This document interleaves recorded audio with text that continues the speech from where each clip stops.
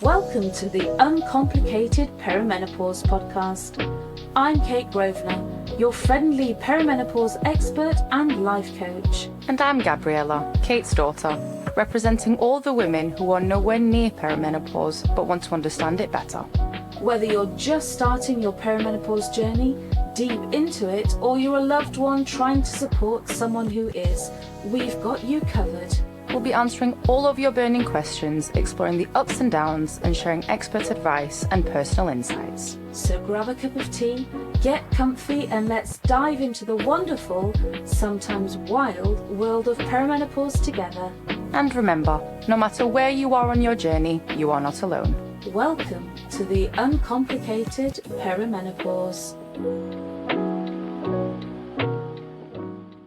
Hello, my darlings, and welcome to episode 5 of season 2 of the Uncomplicated Perimenopause podcast. My name is Kate Grosvenor, and I'm a perimenopause expert and life coach. And I'm Gabriella Grosvenor, Kate's daughter, learning with you all. We actually got through that one without me stumbling over something. There must be something in the air today. You're very excited today, aren't you? It's Christmas Eve. It's Christmas. No, it's Christmas Eve. That's what I said. Oh, did you? Yes. Duh, not paying attention. So you're more excited than an excited thing, aren't you? Yeah. Because you've been rapping with me.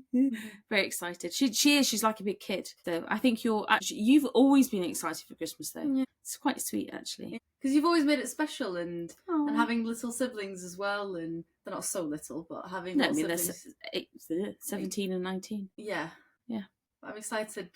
And we have my cousin visiting as well. Yes, and I'm picking him up tomorrow. Yeah, it's cute. We do big Christmases though. We don't have well, sometimes we have lots of people, but we generally do family Christmases. But it's a big thing in our house. Mm-hmm. We do the Christmas. Yeah, it's nice. We're looking for it's nice, and we're ready finally because we weren't ready at all. You weren't ready. Well, okay, but we had a few medical emergencies recently. Yeah, it's been a bit. No judging. Been a bit traumatic. But then we seemed to catch up all of a sudden, didn't we? And now we're all suddenly all ready. It's fabulous. It's a productive weekend we had. Yes, we did. Not lots of rest. Oh no, Saturday was nice. It's quite relaxing. Saturday was lovely. Chilled. Saturday. I think it's lovely, and I think we need to do it more often. And just women in general lie like a vegetable and do nothing. It's good. I like it. It's very, very cool because tomorrow's going to be bonkers and Christmas Day will be bonkers. And then I intend to do Sweet FA on Boxing Day. I think that should be a law, like actually a legislation written about it. I know. And I've learned in my business now not to work. Yeah. Because there was times when I first started my own businesses that I would start working again on Boxing Day. I'll police you if you try. I'm not. I intend to do absolutely nothing. You heard it here. Yes, and we've got something exciting coming and I can't wait. It's really exciting. I'm like, because Giddy Kipper. Who? Giddy Kipper. There's a fish called a kipper. And I'm like a Giddy Kipper. Okay. Hey ho. She's looking like I've gone out now. All groovy. So, I'll quickly move on. What is the question, my darling? This question is from Carla, who lives Carla. in the US. Ooh. I'm not sure where. Fab. So, she says, I'm in my late 40s, and I've started noticing changes in my skin, hair, and energy levels. Okay. These make her feel like she's aging overnight. Oh, bless you, yeah. On top of that, being in perimenopause seems to be speeding everything up, like my body is changing faster than I'm ready for it to change. Yeah. It's hard not to feel self-conscious, especially when I look at younger women and think about how different I now feel. Oh, bless. Yeah. How do I embrace aging during perimenopause and feel confident in the new chapter that I'm entering in my life? Yeah, a lot to unwrap. So skin, hair, nails, energy, not nails, just skin, hair, energy. Looking at younger women. Oh, bless you. Okay, so first of all, for Carla, thank you so much for your heartfelt question. My gosh, I get this one. It hits because, as I always say, you're not alone in feeling this way. So many women, she says she's late 40s. Yeah. My darling. I mean, so many women in their late 40s during perimenopause experience these changes in emotions. It is so completely natural to feel a mix of uncertainty and self-conscious as we navigate this, because it's really tough. You can't imagine how you're going to feel as you're sitting here in your kind of like mid-20s, you can't imagine how you feel. Because I mean, obviously I'm 50, going into 51-ish, but so I do my birthday, this, I do my birthday per year. In 2025, I'm going to be 51 all year. Oh, okay. I'll be 25 all year. Cool. Well, no, I just do it per year because it's just easier. So if somebody says to me in 2025, how old are you? I'll be 51. Yeah. Because I just can't be asked. I might as well start since our birthdays are 5 days apart. Yes, I haven't had a proper birthday in the last 25 years. Her birthday comes first. Same week, so it's all been about you for the last quarter of a century. I am great at making your birthday about you. are great, but since obviously I've been focused on you. Yeah, you focus on me. Yeah. But you're good at it. I'm not pointing fingers, honestly. But it is really tough to let go and not let yourself go. It's not what we're talking about. But to just grieve the changes you're noticing whilst find a way to embrace the newness of what's going on. It's a new season, and making peace with it is the way to go. So let's talk about the physical changes first. So you mentioned skin, hair, and energy levels.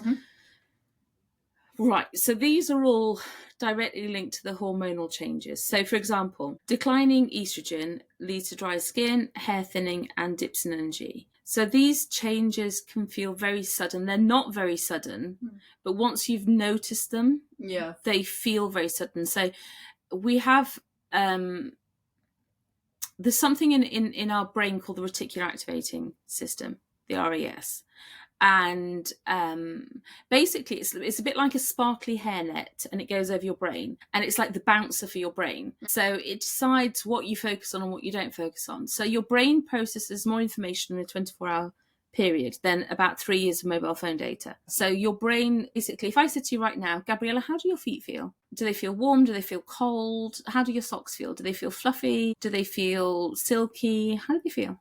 My toes are a bit cold, but my feet are overall quite warm. Did you remember were you paying attention to how your feet felt before I asked you? No. Right, but your brain knew how your feet felt, because as soon as I asked you, you could recall it, you could bring it into your conscious, and your brain knows what the smell in the room is. Your brain knows how comfortable your bottom is. Your brain knows blinking as well, I think. Yeah, so your brain's pumping your heart. Your brain's moving your lungs so that you get oxygen. Your brain knows, what you're digesting.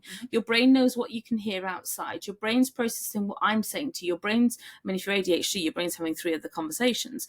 Your brain knows what the smell is around you. Your brain remembers what you need to do tomorrow. So your brain's processing all this information all the time. But if it gave it all to you in one go, your brain would pop. It's too much. So your brain gives you 4 bits of information.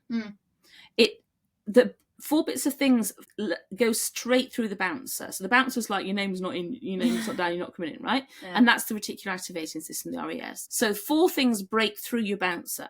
If somebody calls your name, you whip round. So we call it the cocktail party effect. So if you're in a cocktail party and somebody shouts, Gabby, you'd turn straight away. Okay? That's one. The second thing is if you or someone that you love is in danger. So if you heard a crash right now, if we heard a crash on the stairs, we would stop the podcast and run to see, because it would be one of your sisters. So we wouldn't care what was going on here in the studio. We would run and sort that out. Or if you're walking down the street and something fell, you would miraculously dodge out the way because your brain is aware of what's going on upstairs, downstairs, to the side, to the left. You're not paying attention, but your brain is. Incredible things, brains. Aren't they? The third thing is if your partner wants sex. Whoa, where? Okay. The change. I'm just saying. So if your partner's feeling horny, we tune into it. I'm just saying. I've never heard you say that word. Okay. You're a grown-up. We're talking. But if your partner's feeling horny and wants to have sex, as soon as he walks into the room, well, he or she, I'm just talking about your partner, but I'm saying for the wider audience, he or she walks into the room, you would know if they're in a sexual mood because you'd pick up on the pheromones, because we are biological beings. And men would pick up the same? Yes.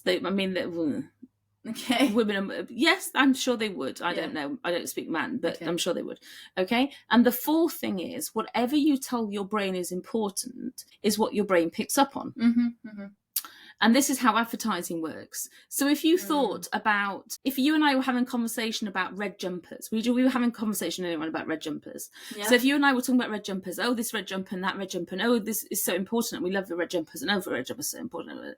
And you would go into Marks and Spencer's and see nothing but red jumpers. They would be everywhere. And then you go into John Lewis and, oh my God, there's red jumpers everywhere.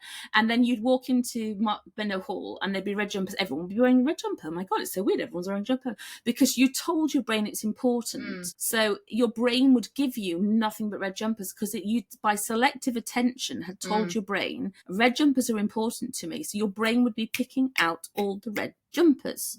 Right? Really, really important. So this is how, so in the more woo-woo side of psychology, it's like The Secret or the law of attraction, in the deepest, darkest hands of time, you know, all that kind of secret stuff. They call it the law of attraction, or they call it manifestation, or they call it, you know, that kind of stuff. In psychology, we call it it's about the reticular activating system, and we talk about selective attention. Okay, so they are exactly these, more or less the same thing. It's you telling your brain this is really important, so your brain's showing you more of it, and you know, you can, if you say, oh, well, it's the law of attraction, you attract it to you, or you call it in psychology focusing on it, so your brain gives it more of it to you. Either which way, what you focus on, you see more of. Okay, so if you focus on something that's good, you see more good. And here's the kicker: if you focus on something that's bad or negative, your brain don't know the difference. So in the woo-woo side of psychology, or of mindset, they say be careful of what energy you put out there, because you attract negative energy. In the psychology, we say be careful of what you focus on, because your brain doesn't know the difference between I don't want more of this and I do want more of this, because all it knows is if you're focusing on this person, like if you focus on an ex-boyfriend and you're like, oh, I'm going down the area where I normally see him, I hope I don't see him, hope I don't see him, I hope I don't see him, I hope I don't see him.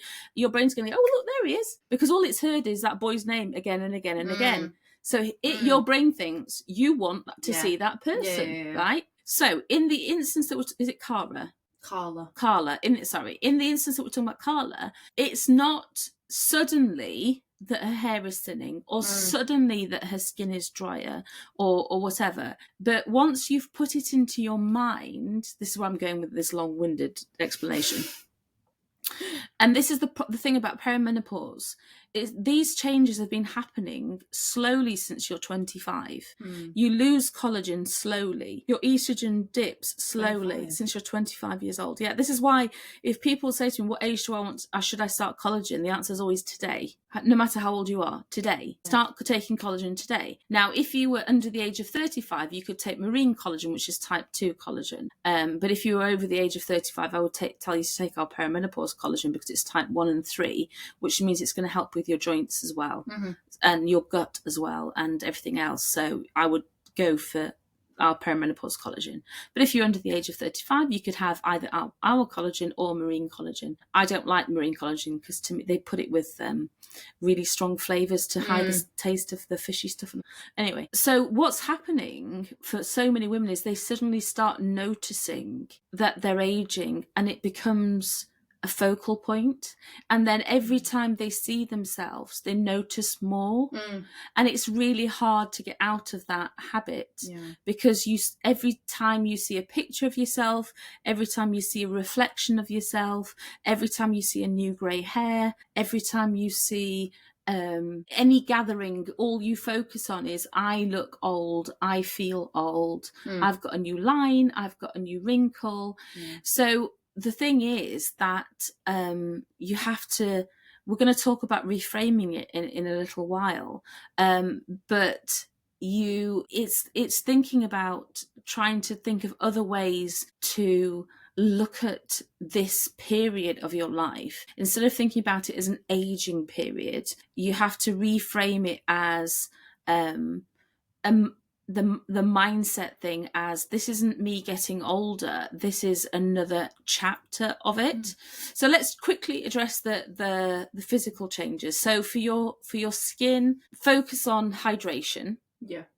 Hydration, because that's desperately what your skin needs. I feel like I've gone off track completely, but the thing about the physical changes is it feels like it's unfair. And I'm just trying to say, just try not to focus on them too much, because there's a lot you can do. Yeah. So focus on hydration and focus on collagen support. So collagen, all day long, take our perimenopause collagen. There's something else coming out as well, which will have collagen in it. Wink, wink. Watch the space on our website and our social media. You'll love it. So a good quality moisturizer that incorporates collagen peptides as well is a really, really good idea. Hyaluronic acid to help support, to lock moisture into your skin, really, really good idea. For hair, supplements that support hair growth. Omega-3s are really good. Biotin is really good as well. And for energy, prioritize nutrient-dense food. Just foods so stay away from highly processed food. Look for foods that are really, obviously your veggies and your berries, and foods that are really high in protein, foods that are really high in antioxidants, foods that have got really good healthy fats in them. Yeah. So foods that are, as natural as you possibly can do. Try and cook from fresh, as much as you can. Look for foods that when you've had a good meal and you feel really full and satisfied, but you don't feel like you're gassy, or you don't feel like you're like sicky feeling. So when you're cooking, and you're just using beautiful organic ingredients, using olive oils. When you're making a sauce, you're using bases that are from beautiful tomatoes that you've and raw like natural herbs and stuff. You're not going for packet sauces and jars. It makes a massive difference to your energy levels. And obviously movement is really important to energy levels. When we're tired, we want to not move, but that, we were having this conversation this morning about me. I've got to reprioritize my days so that I'm moving more in the mornings, because I work so late at night, to help my energy levels. It's amazing that you're going to start doing that. Yeah, and consistent sleep routines, for your circadian rhythm. When you get into a consistent sleep routine, it makes a massive difference on your energy levels. So it's prioritizing sleep. Just consistent sleep. I always wear an Apple Watch. You can get some really great apps on your Apple Watch that tell you how regular your sleep cycle is. You have that? I have that all the time. So it gives me a score and a percentage that tells me how regular my sleep is, what percentage of sleep I should be getting, how many hours I'm sleeping, and it gives me a score every night, my sleep score. Highly recommend it for women in perimenopause, because we can persuade ourselves we're getting good quality sleep when we're not. So it's very, very important to regulate your sleep in perimenopause. Massively, massively important. I want to try one of those apps. They're really, really good. Really highly recommend them. So going back to the point about the mindset thing, I think this is the most important thing. Yeah, how to not envy younger women. But reframing it. So the looking after yourself is really important. Obviously, like I said, starting a kind of regime for your skin and your hair, very important, because any perceived control reduces the stress. Not even control, but perceived control will reduce your stress, and therefore will help you to stop focusing on the process. But the mindset piece is where the magic is going to happen. Aging is perceived negatively, especially in the media, especially in the press. Especially towards women.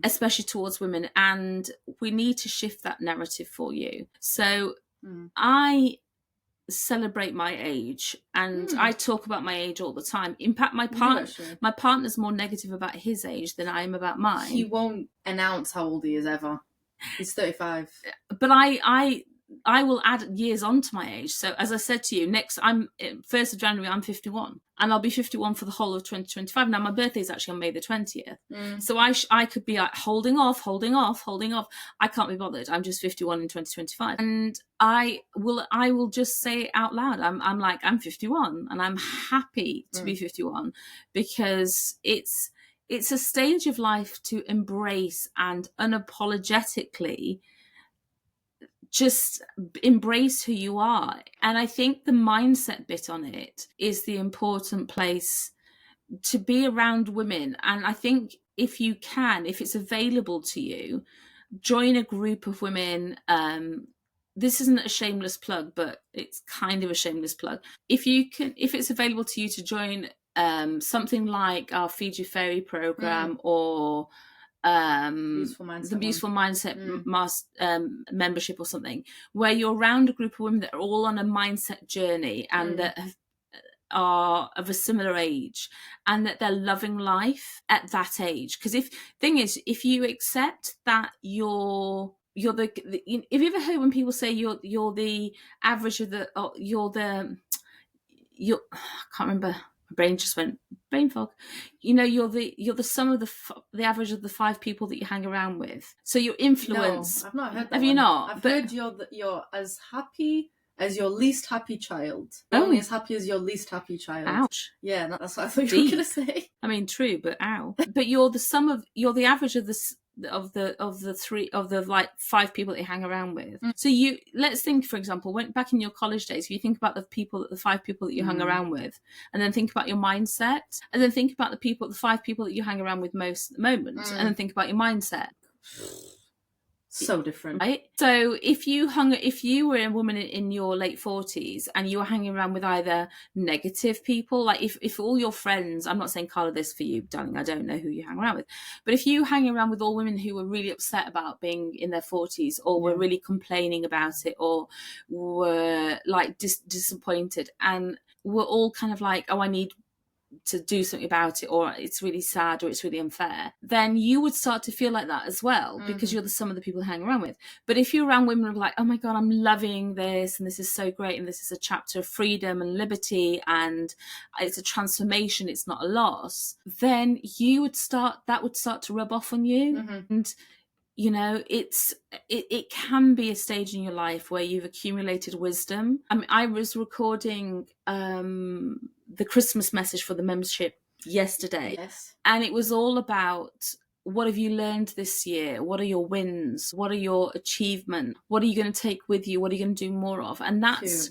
really a story of our age as well, where you have this wisdom accumulated, where you can say, okay, these experiences that I've had have made me the woman that I was meant to be. So I talk a lot about, because obviously I'm a survivor of all kinds of journeys in my life, having an alcoholic mother and the domestic violence and all those kind of things, and all the control that I've been through with various people. And I believe that those journeys have created the woman that I was meant to be, in order to do what I do for a living, in order to lead other women. Yeah, I agree. And so if you consider that all of these things have helped you to be the woman that you were meant to be, not that you still can be, because the woman that you want to be can still be further along on the journey. But then if you consider that all that wisdom and all that strength is a privilege that the young women haven't got to yet. Because you've asked me before, but what age would you want to be? And I'm like, 50. Yeah. No, but what age would you want to be? And what's my answer always? The age you are now. The age I am now, because it's a privilege. So I don't compare myself to younger women. I focus always on celebrating how far I've come, because I would never have dreamed that my life would be like this. Even 5 years ago, even 10 years ago. So confidence doesn't come from looking the same as you did at 25. It comes from knowing your worth at every age that you are. And I think that's the really important thing to understand. Confidence can look good at any age. At any age, but you have to own it. And so when we go back to what I was saying about the reticular activating system and focusing on what you want more of in your life, if you want more confidence, then realizing what you're worth at your age, Carla, is super duper important. And instead of focusing on the wrinkles and the thinning hair, focus on strength. And it can be physical strength. So, if you start exercise, and I don't mean like going to the gym and lifting power weights, but yoga, walking, swimming, focusing on building your strength back again will make you feel more powerful. One of the things I found in my late 40s was I started to feel fragile. Physically. And that scared me. That made me feel weak. When I started to feel more, a little bit more upright again, a little bit more less vulnerable again. That really, really helped me. Taking my collagen and strengthening my hair again and strengthening my skin again halted the aging for me. And even my hairdresser noticed. He was like, what are you doing? What are you doing? Like, that's ridiculous. You're aging backwards now. And that helped me to feel like it wasn't just running like a train that was running away with me. So those things, the supplements, the yoga, walking, those kind of things helped me to feel like it wasn't just inevitable. It wasn't just this thing that was taking my power away. I think focus on what's changing, rather than focus on what's changing, focus on thriving. Maybe your skin texture has changed a little bit, but what about the spark in your eyes? What about the wisdom in your mind or in your smile? Find a role model as well. As I said, surround yourself with women, vibrant women, happy women in their 40s and 50s, women that are aging with confidence, women that are aging with grace, women that are aging and they're enjoying life. If you're surrounded by women who are unhappy in this age, you won't find that you're gonna be joyful. Dress for you. If you have found that you're starting to feel dowdy, if you're wearing clothes that make you feel frumpy or old, if you're starting to wear colours that make you feel unhappy, stop doing that for yourself. You need to get a new hairstyle or go for a makeup lesson, or just you need to feel fabulous, not younger. Don't get into the trap of saying I want to feel younger, because that's a vicious circle. You need to just feel like you and the best version of you. So it's not about chasing youth, it's about chasing vibrancy. It's about chasing happiness. It's about chasing joy. It's not about chasing youth. If you practice gratitude every day and you focus on 3 things that you love about yourself, it sounds like, oh my God, that's so egotistical. But if you focus on being grateful for what you have in your life, what you love about yourself, what you love about what you're doing in your life, versus what you don't, again, you're getting the reticular activating system. There's a reason I told you the story, but the reticular activating system, you're focusing on what you love in your life, what you love about yourself, what's great about your life, what's great about you. You're telling your brain, I want more of this. This is what I love. This is what I want more of. And you stop focusing on a few little, a few lines around your eyes, a few grey hairs. I mean, I get it. Believe it or not, I'm about 70-80% grey. I mean, I'm naturally very dark brunette, and I had to just embrace I'm the blonde life, but it's silvery blonde. It's getting more and more silver blonde as we go through it, because I'm 70-80% grey, and I love being brunette. I'm so chocolatey, browny brunette, and I loved it. And I had to just go, okay, I'm not doing that anymore. And your mum did the same. She went lighter. She was a redhead. She was a bright redhead. And, it is what it is. I grieved it for a little while, and then I accepted it and I moved on. And I'm making sure it's in the most beautiful condition it can be in. I'm making it as thick and luscious as I can. I take amazing care of it. I use great products on it. I have some lovely Dyson stuff that machine stuff that I use on it, tools, and I try and make it look great as much as I can. So, you focus on what you can do, not what's taken away from you. And again, that whole reticular activating, the RAS thing, the sparkly hairnet, or if you want to focus on the law of attraction and manifestation, and, whichever way around, whichever side of the woo-woo line you straddle, you will find that you just become happier. You really, really do. And as always, be kind to yourself. Please, please, please, please. You're doing your best, and that's enough. Treat yourself with the compassion you would show your best friend. Always, always, always, always. So I think, Carla, my darling, aging isn't something that's happening to you. It's something that you're actively participating in, actively creating. You have the power to write this chapter in any way that feels authentic to you, any way that feels fulfilling to you. And one of my favourite quotes is Maya Angelou. We delight in the beauty of the butterfly, but we rarely admit the changes it's gone through to achieve that beauty. So embrace this time with curiosity, grace, and most importantly, as always, self-love. So I hope that helps, my darling. If you need any help, you can always reach out to us in our Facebook group or WhatsApp, and we'll always help. And if anyone has any questions, do let us know on the WhatsApp group or in our WhatsApp group. No, in the Facebook group or on WhatsApp. Yeah. And we'd love to wish you a very Merry Christmas. So very, very Merry Christmas from both of us. And thank you very much for listening. We will see you next week. Take care. Bye.